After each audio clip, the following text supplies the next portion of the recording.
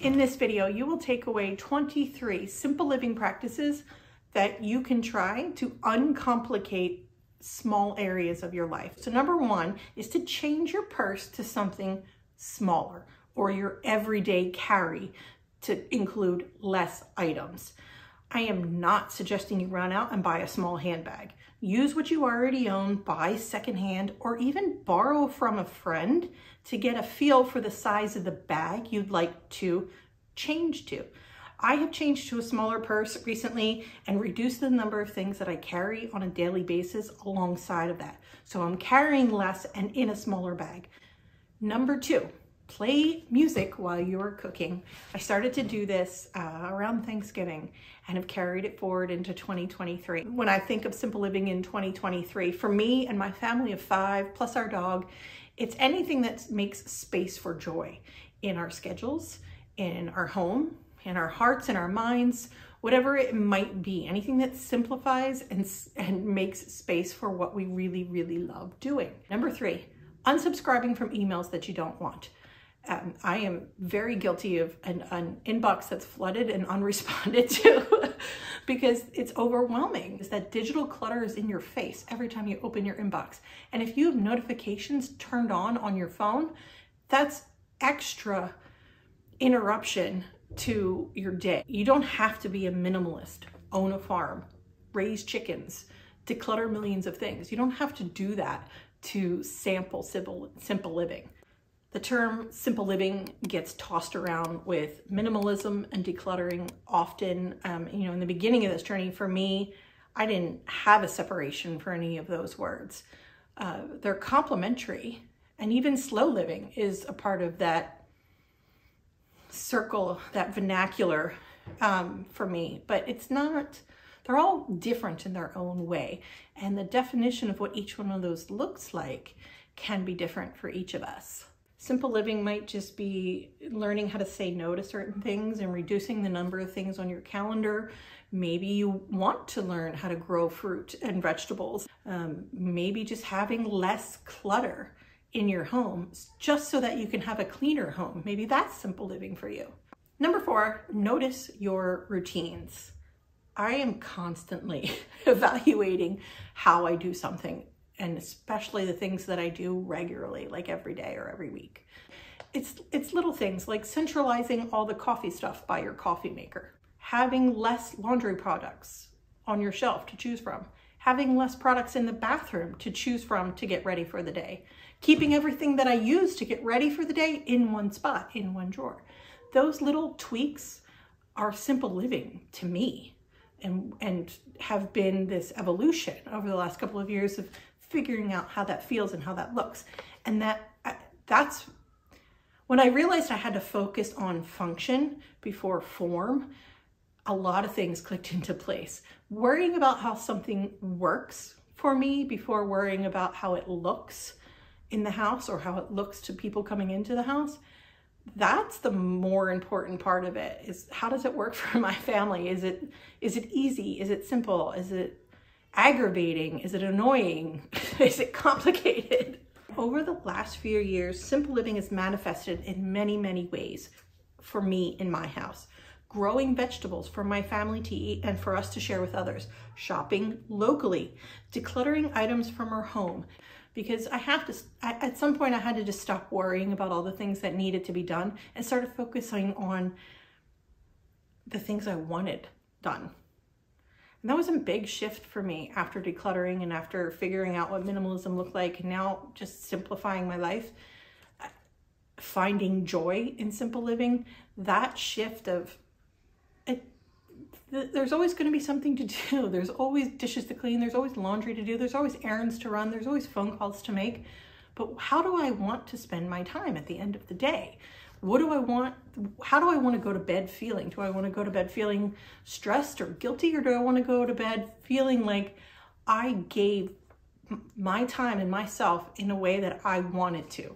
Number five, of course, is to declutter. Having less things to manage and inventory and take care of and clean and keep track of makes your life easier. Number six If you are the type of person who likes to write things down instead of keeping notes like in your phone or on Post-it scattered all over the place, then number 6 is for you. Get a cheap notebook and page number the notebook, and on the first couple of pages, leave them blank for a table of contents, and use it as a brain dump. Anything that you want to keep out of your brain and just keep in a notebook, because you don't want to keep that up in your brain. You don't want to make space for it in your brain. You want to dump it into a notebook. Number 7, do one thing at a time. Single tasking your time helps you identify how you want to spend it and how you don't want to spend it. If you think about each minute of a day, it has a value of $1. That means you are given $1,440 at the start of a day. You cannot carry it over. You can't save that money. You're not going to be able to save those minutes to the next day. So how do you want to spend that $1,440? You're going to spend some of it sleeping. You're going to spend some of it eating. And then how do you want to spend the balance of your money? Because you're going to lose it. You go back to 0 at midnight. So how do you want to spend it? Number 8, try a monthly reset or a weekly reset. I have a printable on my website. I'll leave a link below. I did a few of those at the end of last year. I found those very helpful. I'll be doing those again in 2023, where it just gives you a chance to check in on your budget, your calendar, your task list, your life, your home, and an opportunity to say yes or no to things that are floating around there for you that month. And if you want them to carry into the next month, and what do you want to drop and what do you want to simplify? It's a really great way to reset each week or each month. Number 9, lean into one hobby or one thing that makes you happy. When you spread yourself too thin across many things and many interests, you don't really get to finish something to completion. If you can lean into a hobby that makes you happy, you're going to get a lot of joy out of that, and you're uncomplicating your life and leaning into simple living a little bit, because you are doing the thing that makes you happy and brings you joy. It's such a repetitive thing in this little circle of the internet where we talk about simple living and minimalism, but if you really find a way to do the things that make you happy, that is simple and it's lovely. So number 10 kind of goes along with that. Name what matters most. I really had to do that at the beginning of this. Yeah, of course, my family is super important, most important, but what else is important to me? And really sitting down with myself and being honest about that. And then having those conversations with my husband and my kids. What's important to you? What's important to us as a family? And really driving in with, well, why is that important to us? And you'll begin to figure out what parts of your life don't fit into those things that you named.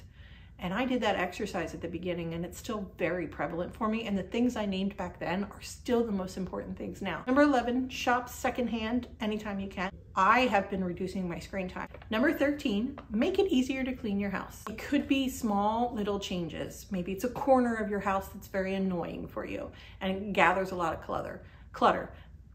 Go after that corner, clear it out, put those things elsewhere, maybe donate them, and make it easier to run the vacuum. Make it easier to dust. Don't put things on flat surfaces. I have to consciously decide not to put things on flat surfaces. It's very hard to do in the kitchen and the dining room area of our home. That's a magnetized center of our house where stuff gathers. Number 14 is to notice the calm and to multiply it. So for me, there's a really beautiful, calm, quiet window from 5 to 7 a.m. in my house. The kids are still asleep. My husband is left for work at 5, and I can have hot coffee by myself quietly. It's great. I love it. It's a recharge for me. I need a lot of alone time. I've learned that along the way, that alone time and that solitude is important to me. It's a way I recharge. And so giving that to myself, it's like a gift I give to myself. Number 15, I wrote down my ideas. Number 15, name a big win and plan small steps to get there. I have named a big win for me. I'm still working on this. I'm still taking very small steps to get there. It's my photo organization, printed photo organization. Still working on that first box. to update anybody who's sticking along in that storyline, I am still working on the first box of 6. These are big Rubbermaid boxes. I am organizing I'm sorting first basically by timeline, by person kind of.